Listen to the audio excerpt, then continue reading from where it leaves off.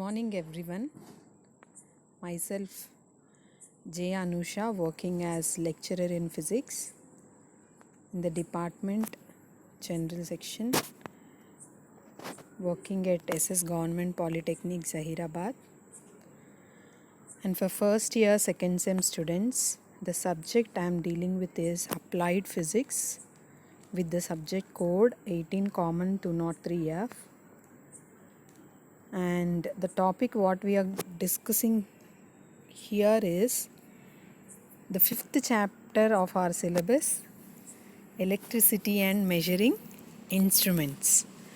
Now from this chapter, in today's class, we are going to study about conversion of a galvanometer into an ammeter. So to learn this, we are using a small PowerPoint presentation here with the help of pictures if needed. We'll learn how we can convert a galvanometer into an ammeter. So the main objective of today's class is, on completion of this period, you would be able to understand the conversion of a galvanometer into an ammeter. So before moving on to today's class, let us recall what we studied in last period. We studied about the construction and working of moving coil galvanometer. So let us see how we can convert a galvanometer into an ammeter. An ammeter is an instrument which is used to measure the large currents passing through a circuit. So for this purpose, it is put in series with the circuit in which the current is to be measured. So what we can understand here is, when it is put in series with the circuit, nothing but an ammeter. When it is in series with the circuit, we can measure current. Now for accurate measurement, an ammeter must have the following two properties. So it must have a very small resistance.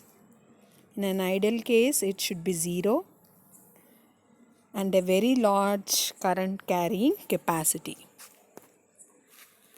Since galvanometer is a very sensitive instrument, therefore it cannot measure heavy currents. In order to convert a galvanometer into an ammeter, a very low resistance known as shunt, this resistance is connected in parallel to galvanometer. The value of shunt is so adjusted that most of the current pass through the shunt. In this way, a galvanometer is converted into an ammeter and it can measure heavy currents. So here we can see how a galvanometer is converted into an ammeter. So here we can see galvanometer which is connected with shunt in parallel connection. Let G be the resistance of the galvanometer and I be the maximum current measured by the ammeter. And Ig is the maximum current that can be passed through the galvanometer. Then I minus Ig. Here you can see very clearly that the current which is going to pass through the shunt resistance is I minus Ig. Since G and S, galvanometer and shunt, are in parallel combination, the voltage drop across shunt is equal to the voltage drop across galvanometer. So that is, voltage drop is nothing but resistance into current. So I minus Ig into S is equals to Ig into G. Now using this, the shunt resistance S is given by Ig by I minus Ig into G. So this is the value of shunt which is connected in parallel to the galvanometer, and this connection is converted into an ammeter of range 0 to I amperes. The effective resistance Ra of the ammeter is given by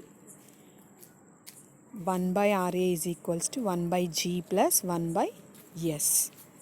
So when simplifying this, we got the effective resistance Ra as Gs by G plus S. So the resistance of ammeter is smaller than shunt resistor. Since shunt resistance is low, the resistance of ammeter Ra is very low, and when it is connected in series in the circuits, it will not affect the current passing through the circuit. An ammeter is a combination of galvanometer and shunt with the low resistance connected in parallel.